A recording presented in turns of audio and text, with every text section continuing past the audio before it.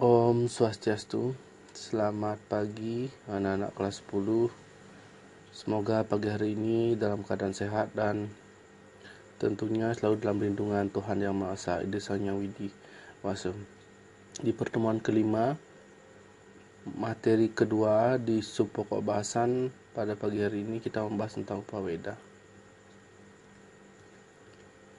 Namun sebelum itu, seperti biasa, sebelum mengawali pembelajaran, mari kita awali pertemuan dengan melantunkan Saraswati Puja. Saraswati Puja mulai.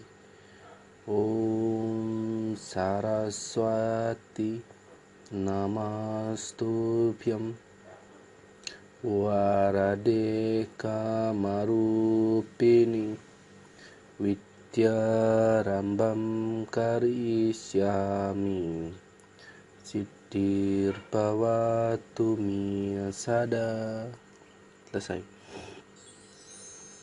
Mari kita lanjutkan pertemuan di materi Upaweda. Ada beberapa yang akan dibahas. Dari pertama, pengertian Upaweda, kedua, kedudukan Upaweda dalam Weda, kemudian Itihasa, Purana, Arthasastra, Ayurveda, dan Gandharvaveda. Ini merupakan bagian-bagian dari Upaweda.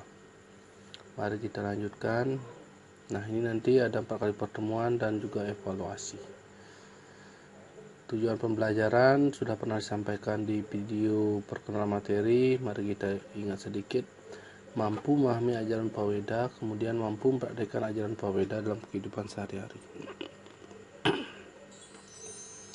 Selanjutnya, sebelum kita melangkah jauh tentang Upaweda, tentunya kita harus paham dulu yang namanya Sruti dan Smrti. Apa itu Sruti dan apa itu Smrti? Sruti itu adalah kitab suci yang ditulis berdasarkan ingatan Maharesi, kemudian Smrti itu adalah kitab suci yang ditulis berdasarkan ingatan Maharesi. Jadi yang pokok bahasan yang pertama itu yang kita pahami sebelum lanjut ke materi. Berikutnya itu adalah harusnya kita sudah paham apa itu Sruti dan apa itu Smrti. Kemudian kita lanjut ke materinya. Weda sebagai himpunan sabda atau wahyu berasal dari Apaurusea, yang artinya bukan dari Purusa atau manusia.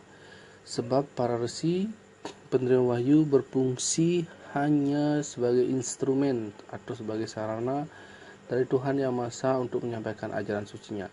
Jadi di sini sudah sangat jelas ditegaskan bahwa yang menerima wahyu itu adalah Maharesi dan beliau hanya sebagai instrumen, sebagai alat.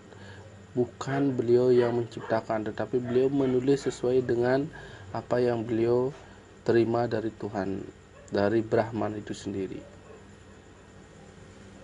Selanjutnya, Weda bersifat anadi ananda, yakni tidak berawal dan tidak berakhir, dan sebagai sabda Brahman, sebagai sabda Weda telah ada semenjak Tuhan Yang Maha Esa ada. Jadi Weda dikatakan sebagai anadi ananda, tidak berawal, tidak berakhir, selalu berkembang mengikuti perkembangan zaman, ada di setiap zaman. Kemudian tradisi sekolah pada zaman Weda dikenal dengan zaman atau disebut dengan nama Saka.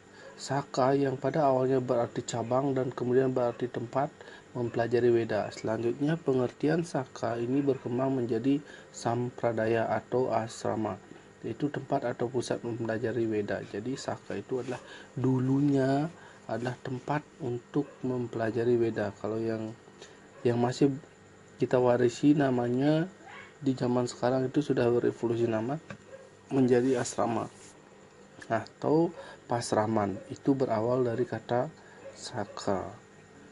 Selanjutnya Weda. Weda itu berasal dari bahasa Sanskerta yang artinya ilmu pengetahuan atau pengetahuan suci. Weda sendiri itu berasal dari akar kata Wid yang artinya pengetahuan. Jadi Weda artinya ilmu pengetahuan atau pengetahuan suci. Selanjutnya kita masuk ke pengertian Upaweda. Upaweda diartikan sebagai Weda yang lebih kecil dan merupakan kelompok kedua setelah Wedanga. Jadi Upaweda ini adalah kelompok kedua. Upa berarti dekat dan atau sekitar, dan weda berarti pengetahuan. Dengan demikian, upaweda dapat diartikan sebagai hal-hal yang bersumber dari weda. Jadi upaweda ini adalah bagian yang terkecil dari kelompok kedua yang disebut dengan wedanga. Dilanjutkan, dilihat dari materi isinya yang dibahas dalam beberapa kitab upaweda, tampak tujuan penulisan upaweda sama seperti wedanga. Jadi tujuannya sama, tidak ada yang berbeda, hanya saja dalam pengkhususan untuk bidang tertentu. Jadi antara wedanga sama upaweda itu secara umum isinya sama, cuma di upaweda ini lebih mengkhusus untuk bidang tertentu. Bidang apa aja nanti kita ketemu di bagian-bagian upaweda setelah kita masuk materi bagian-bagian upaweda. Kita lanjutkan, kita masuk ke kedudukan upaweda dalam weda. Weda Sruti dan Weda Samarti adalah merupakan dua jenis kitab suci agama Hindu yang dijadikan sebagai pedoman dalam penyebaran dan pengamalan ajaran-ajarannya. Pengelompokan ini didasarkan pada sistem pertimbangan jenis, materi, dan ruang lingkup isi dari kitab-kitab tersebut yang sangat banyak. Ini kedudukan upaweda dalam weda. Selanjutnya, kelompok Weda Sruti isinya memuat dan menguraikan tentang wahyu Tuhan. Ini kelompok Weda Sruti, seperti awal sampaikan.